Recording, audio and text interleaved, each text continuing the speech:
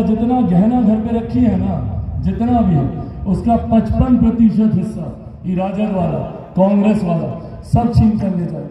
ये वही लोग हैं जिन लोगों ने नौकरी के बदले जमीन हथियाने का काम किया, और अब तो विधिवत तरीके से इस पे ये लोग कानून बनाने की पहल कर रहे हैं। इनहेरिटेंस टैक्स ये लोग लेकर आएंगे। ये लोग चिंता करेंगे लोकतंत्र की। जिन लोगों ने सन 75 में आपातकाल लगाकर सही मायनों में लोकतंत्र की हत्या करने का काम किया, आज ये लोग लोकतंत्र के संरक्षक बने हुए हैं। कितने लोगों को यहाँ पर प्रति माह 5 किलो अनाज मिलता है? हाथ उठाकर बताइए किस किस को मिलता है? मिल रहा है ना अनाज? मिल रहा है ना? सब मिलना बंद हो जाएगा।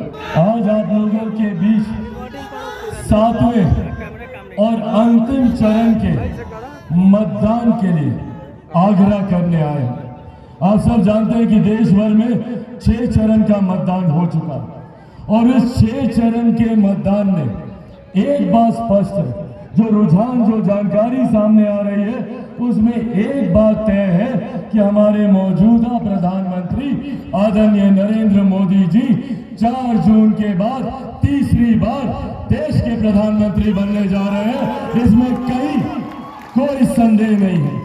और इन 3 चरण के मतदान में, इन 6 चरण के मतदान में ही हम लोग 350 से ज्यादा सीटें हमारा एनडीए गठबंधन पार कर चुका है। 7वें चरण का मतदान अब उसके लिए प्रचार चल रहा है। तो साथियों, जब ये बात तय है कि 4 जून के बाद मौजूदा प्रधानमंत्री आदरणीय नरेंद्र मोदी जी को ही देश का प्रधानमंत्री बनना है, तो ऐसे में हम लोगों की जिम्मेदारी बढ़ जाती है। पाटलिपुत्रा लोकसभा हम मनेर के लोगों की जिम्मेदारी बढ़ जाती है कि यहाँ से हम एक ऐसे प्रत्याशी को चुनकर भारत की संसद में भेजने का काम करें जो प्रधानमंत्री जी के बगल में बैठकर आप लोगों की समस्या का समाधान कर सके। एक ऐसे प्रत्याशी जो जानकार हो, जो क्षेत्र से जुड़े हुए हो, और ऐसे में मुझे इस नाम को गर्व से लेने में कहीं कोई संकोच नहीं है। ना सिर्फ इसीलिए कि वो जानकार व्यक्ति है, ना सिर्फ इसीलिए कि वो अनुभवी है, ना सिर्फ इसीलिए कि उनकी तत्परता आपके प्रति, क्षेत्र में विकास के कार्यों के प्रति संसद में मैंने खुद उनके साथ रहकर अनुभव किया है। देखा है मैंने कि किस तरीके से आपकी क्षेत्र की समस्याओं के लिए दिन रात बिना इस बात की परवाह किए हुए कि वो कार्य कैसे होगा, मंत्री के पास जाकर, प्रधानमंत्री के पास जाकर, मुख्यमंत्री जी के पास जाकर दिन रात वो प्रयासरत रहे। ऐसे में हम सब के लिए ये सौभाग्य की बात है कि एनडीए की तरफ से प्रधानमंत्री जी का जिनको आशीर्वाद प्राप्त है, मेरे मुख्यमंत्री जी का जिनको आशीर्वाद प्राप्त है, ऐसे अनुभवी मौजूदा सांसद और भावी सांसद, मेरे अभिभावक, मेरे पिता तुल्य आदरणीय रामकृपाल यादव जी हम लोगों के बीच है। एक बार जोरदार ताली आप लोग आदरणीय रामकृपाल यादव जी। साथियों, जरूरी है प्रधानमंत्री जी का तीसरी बार देश का प्रधानमंत्री बनना। पहली बार देश में एक ऐसे प्रधानमंत्री आए जिन्होंने देश की अर्थव्यवस्था को मजबूत करने का काम किया। आज हम लोग गर्व से कहते हैं कि भारत दुनिया की 5वीं सबसे बड़ी अर्थव्यवस्था है। ये देश मेरे प्रधानमंत्री आदरणीय नरेंद्र मोदी जी की। जब देश की अर्थव्यवस्था मजबूत होती है तो राज्य का राजस्व बढ़ता है, हर क्षेत्र का आर्थिक विकास होता है, हर क्षेत्र में रहने वाले लोगों के प्रति व्यक्ति आय में इजाफा होता है, उनके हाथ में ज्यादा कमाई आती है। और इसी का परिणाम है कि पिछले 10 सालों में 25 करोड़ से ज्यादा लोग गरीबी रेखा से बाहर निकले। और आज मेरे प्रधानमंत्री जी ये लक्ष्य लेकर चले हैं कि 2047 तक भारत को एक विकसित देश बनाना है। जब भारत विकसित देश बनेगा तो भारत का हर राज्य, बिहार जैसा राज्य विकसित बनेगा, हमारा पाटलिपुत्रा विकसित बनेगा, मनेर विकसित बनेगा, हर प्रखंड, हर पंचायत, हर गांव हम लोग का विकसित बनने का काम होगा। इस सोच के साथ हमारे प्रधानमंत्री आगे बढ़ रहे और जिसकी नींव में उन्होंने कार्य करना शुरू किया।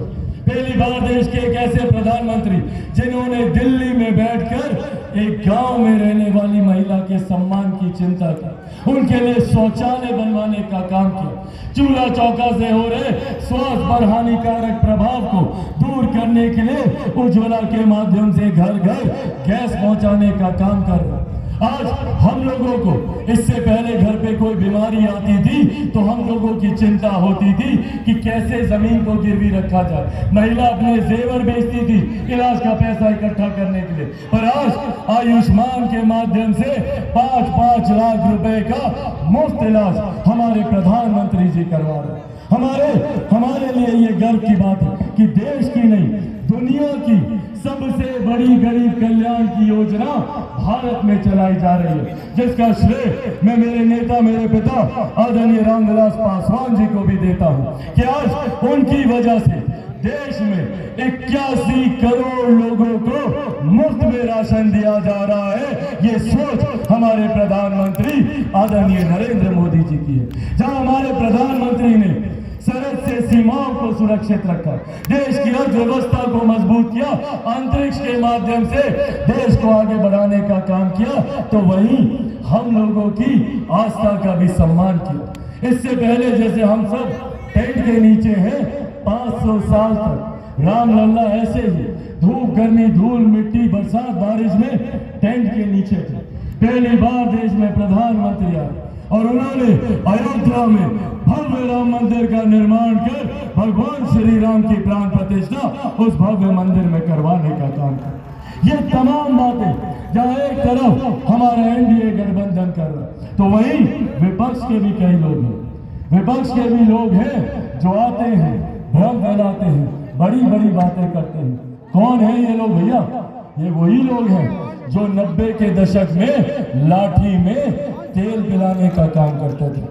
ये वही लोग हैं जिन लोगों ने नौकरी के बदले जमीन हथियाने का काम किया, और अब तो विधिवत तरीके से इस पे ये लोग कानून बनाने की पहल कर रहे हैं। ये कांग्रेस राजद वाला सब ये लोग काम कर रहे हैं कि अगर ये लोग जीत गया तो ये लोग विरासत पर कर लगाएगा, इनहेरिटेंस टैक्स ये लोग लेकर आएंगे, जिसके तहत आप लोगों की जितनी जमीन है, गरीब किसान की, गरीब मजदूर की जितनी जमीन है उसका 55% हिस्सा ये राजद कांग्रेस वाले अपने खाते। आप लोग का जितना गहना घर पे रखी है ना, जितना भी है उसका 55% हिस्सा ये राजद वाला कांग्रेस वाला सब छीन कर ले जाएगा। ये कानून ये लोग बनाने की सोच रखते हैं और ये जानकारी जनता तक ना आए तो झूठ बोलते हैं, कहते हैं संविधान को खतरा है, कहते हैं लोकतंत्र को खतरा है, आरक्षण को खतरा है। ये लोग चिंता करेंगे लोकतंत्र की। जिन लोगों ने सन 75 में आपातकाल लगाकर सही मायनों में लोकतंत्र की हत्या करने का काम किया, आज ये लोग लोकतंत्र के संरक्षक बने हुए हैं।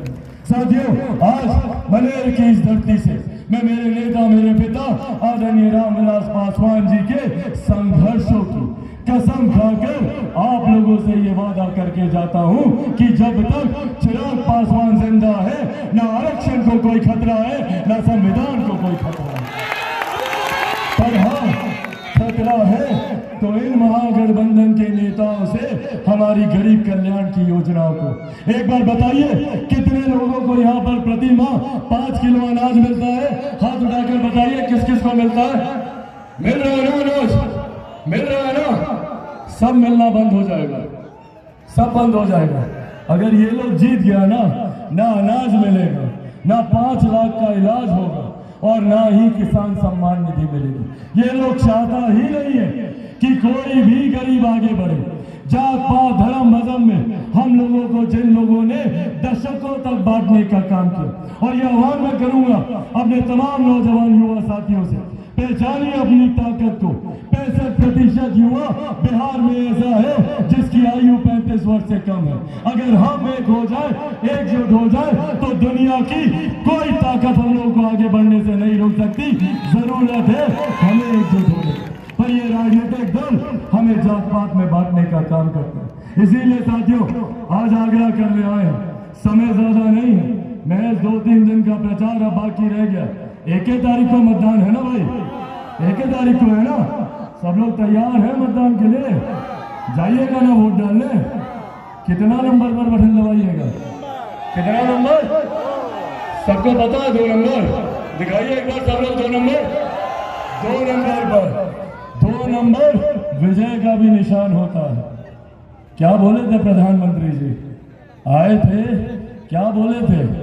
मनेर का लड्डू तैयार रखिएगा 4 तारीख को। तैयारी चल रहा है ना? हाँ, कीजिए भव्य तैयारी और 2 नंबर पर कमल छाप पर बटन दबाकर आप ना सिर्फ आदरणीय रामकृपाल यादव जी को विजयी बनाइएगा, बल्कि मेरे प्रधानमंत्री आदरणीय नरेंद्र मोदी जी को तीसरी बार आप देश का प्रधानमंत्री बनाइएगा। मेरे मुख्यमंत्री नीतीश कुमार जी को आप मजबूती देने का काम कीजिएगा, जीतन राम मांझी जी को मजबूती देने का काम कीजिएगा, उपेंद्र कुशवाहा जी को मजबूती देने का काम कीजिएगा और आप सबका बेटा, आपका भाई चिराग पासवान को भी ये वोट आप लोगों का मजबूती देने का काम करें। तो सब लोगों का आशीर्वाद है ना? देखिए, सांसद तो ये बनेंगे, पर इनका बेटा होने के नाते सांसद की भूमिका में हम भी आप लोगों के बीच रहेंगे, ये भी वादा आप लोगों से करके जाते हैं। लाइव बिहार YouTube पर सब्सक्राइब और Facebook पर लाइक जरूर करें।